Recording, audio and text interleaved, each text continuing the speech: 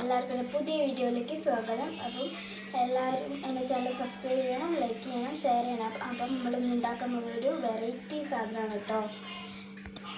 അപ്പം നമുക്ക് വീഡിയോയിലേക്ക് പോകാം. അപ്പം ഞങ്ങൾക്ക് അറിയുന്ന രീതിയിൽ ഞങ്ങൾ ഉണ്ടാക്കി കാണിച്ചു തരാം കേട്ടോ.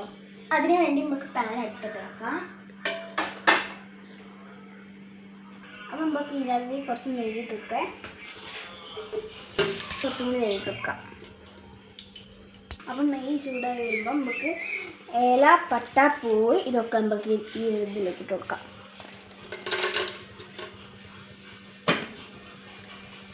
നമുക്ക് ഇതൊന്ന് മിക്സ് ചെയ്ത് വെക്കാം. അപ്പം നമുക്ക് ചോപ്പ് ചെയ്ത് വെച്ച് 2 സവാള നമുക്ക് ഇതിനകത്ത് ഈ ഒരു നെയ്യിലേക്ക് ഇതിലേക്ക് ഇട്ട് വെക്കാം കേട്ടോ.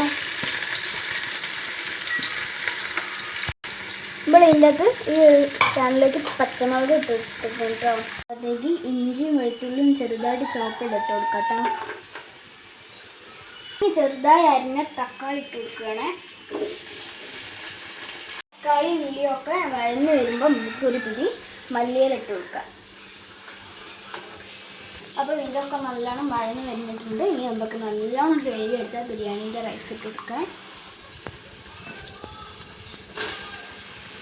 ഇത് നല്ലോണം ഹൈ ഫ്ലെയിമിൽ ഇട്ടിട്ട് നമുക്ക് 3 മിനിറ്റ് നല്ലോണം ഒന്ന്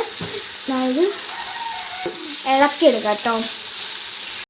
ഇത് നല്ലോണം മിക്സ് ആക്കി നല്ല വറുത്ത് വന്നിട്ടുണ്ട്. ഇനി നമുക്ക് വെള്ളത്തിൻ്റെ പകരം നമുക്ക് ഇതിനകത്ത് തേങ്ങാപ്പാലാണ് നമ്മൾ ഒഴിച്ചു കൊടുക്കുന്നത്. ഇത് ഫുള്ളായിട്ട് ഒഴിച്ചു കൊടുക്കാം.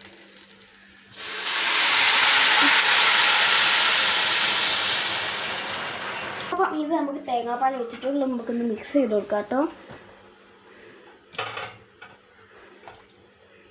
ഉപ്പിട്ടിട്ടില്ലായിരുന്നു, കുറച്ച് ഉപ്പിട്ട് വെക്കാം കേട്ടോ. എന്നാൽ നമുക്ക് ഒന്ന് ഇളക്കി കൊടുക്കാം. ഇളക്കി കൊടുത്തിട്ട് നമുക്ക് നന്നായി അടച്ച് വെച്ച് വേവിച്ച് കൊടുക്കാം കേട്ടോ.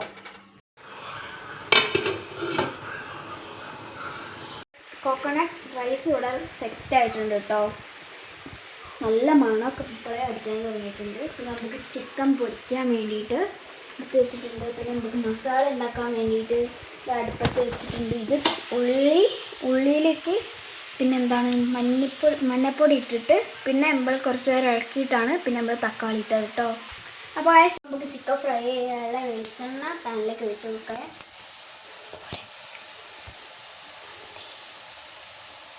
നമുക്ക് ചൂടായ വെളിച്ചെണ്ണയിലേക്ക് കുറച്ച് കറിവേപ്പില ഇട്ടിട്ട് അപ്പം നമുക്ക് ഓരോന്നായിട്ട് ചിക്കൻ പാനിലേക്ക് വെച്ച് കൊടുക്കുക.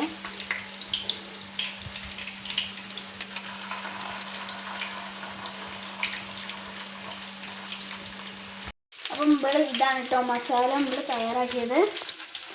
ഉള്ളി നല്ലോണം വഴറ്റിയിട്ട് ഉള്ളി തക്കാളിയൊക്കെ വഴറ്റിയിട്ട് പിന്നെ നമ്മൾ ചിക്കൻ പൊരിച്ചത് ഇതിൻ്റെ ഇട്ടാണ് കേട്ടോ ചെയ്തത്. ചിക്കൻ പൊരിച്ചൊരു ബിരിയാണി ആക്കി എടുക്കാനാണ് ഇങ്ങനെ ചെയ്തത് കേട്ടോ. ഈ ബിരിയാണി പൊട്ടിലേക്ക് മസാലയൊക്കെ ഇട്ട് കൊടുത്തിട്ട് ഇനി നമുക്ക് ചോറ് ദമ്മിട്ട് കൊടുക്കാം കേട്ടോ. ചോറ് അതിൻ്റെ മേലേക്ക് ഇടുമ്പോൾ എന്തൊരു മണം അറിയോ. ബിരിയാണി സെറ്റായിട്ടുണ്ട് കേട്ടോ. അപ്പോൾ ഗൈസ് ഇതാണ് കേട്ടോ നമ്മുടെ ബിരിയാണി. പിന്നെ നമ്മൾ ചിക്കൻ പൊരിച്ചുണ്ടാക്കിയിരുന്നായിരുന്നു കേട്ടോ. ഇതാണ് പിന്നെ തൈര് ഉണ്ട് കേട്ടോ.